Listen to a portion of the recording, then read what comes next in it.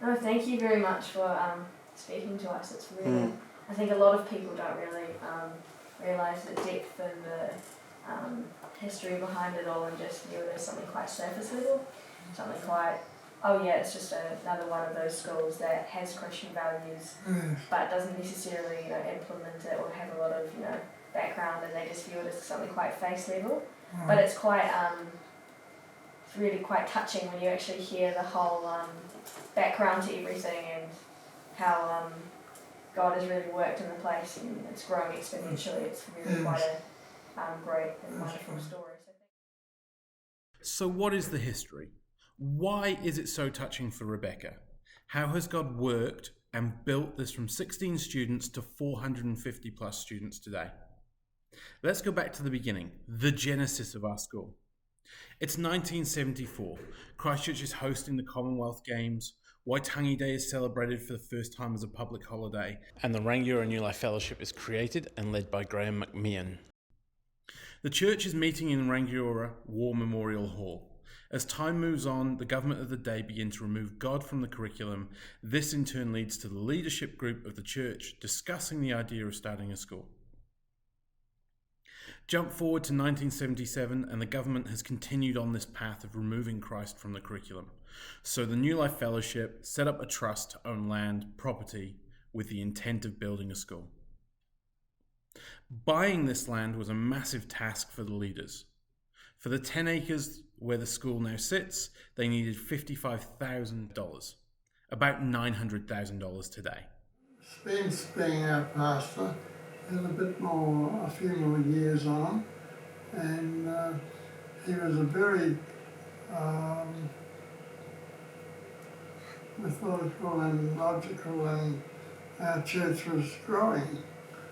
And so he come in on the school system, and before it actually got started, and we were looking for land.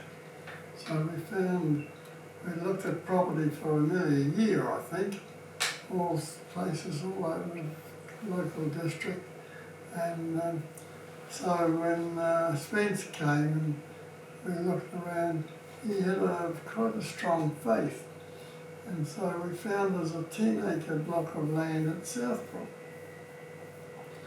And we thought about maybe we could buy that. And that was going to be $50-something thousand. And we were only a church of, 30 people. So, but he said, we'll see what we can do. We'll have a faith offering. So we had to prepare ourselves for our finances and see if we could give or lend at zero interest to the church. And we got enough money to buy it. And we got over $40,000 in one offering. So I think Spence made up the difference by putting a mortgage on his house. He lived just next door to us on the street. And so we bought this piece of land just like that. The faith this group of individuals had, the power of God to supply for his purpose. His plan is so massive for this community. God gave these 5 families the opportunity to serve it. The school was ready before the classrooms were. 1979, and the first class is held at Lee Camp in Lowburn.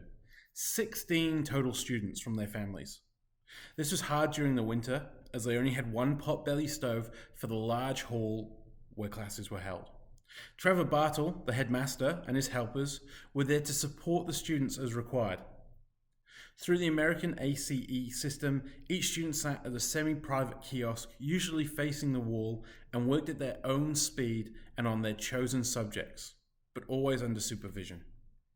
Meanwhile, the gents from the church built a kit-set building, the church foyer. 1980, and the school starts with 25 pupils. The present kitchen today was the room for new entrants, and the foyer there was the one classroom for the rest. Winter chill was not a comfort problem the year after. There was also a house built on the land. This would later become the administration building. Then we found other church people in the town wanted to send their kids to it. And so it just started to grow.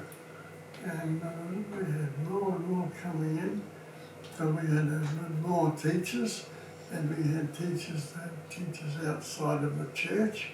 And the whole thing just spread like this and surrounded the whole church thing in an amazing way. As John states, the want from the community to be a part of this church-led school was significant, and as such they needed more space. In 1981, the church built what is now classrooms 1, 2 and 3. Literally, they built it. Back then it was a collection of offices, a small classroom and a large open area. Classrooms 1 and 2. The large open area also doubled as a church. This meant all of the furniture was built to be moved easily to create space. Again, God is building up the school for great things, and this continued. More growth meant more buildings, and in 1985, the Trust purchased some former Army prefab buildings and placed them along the north boundary opposite the classrooms. Today we know them as rooms 6, 7 and 8. Sometime later, a large concrete area was laid in the dual purpose of being an all-weather playground and a car park for the church. By the end of that decade, another step of faith was launched to build a large auditorium for the growing numbers in the church and to serve as a gymnasium for the school as well. On the 27th of May 1990, the new church auditorium was officially opened. In 1994, private schools were allowed to be integrated, meaning the government helped pay for staff and some building upkeep. Once again, God's plan was for the school to grow, and it did. This resulted in the buildings of Donaldson Block. Then as 1990s rolled on, more growth happened with us building Strawn. Now into the 2000s, and we had the buildings of CETA and the additions of classrooms 9 and 10. Finally, over the last 15 years, we've had the gym, science and ward blocks and other buildings be built around the school. The power of God to allow the school to grow from 16 students at Lee Camp to what we have today is impressive. Throughout this time, the school was led by 6 different principals. Trevor Bartle, 1979 to 1984. Alan Harrison from 1984 to 1990.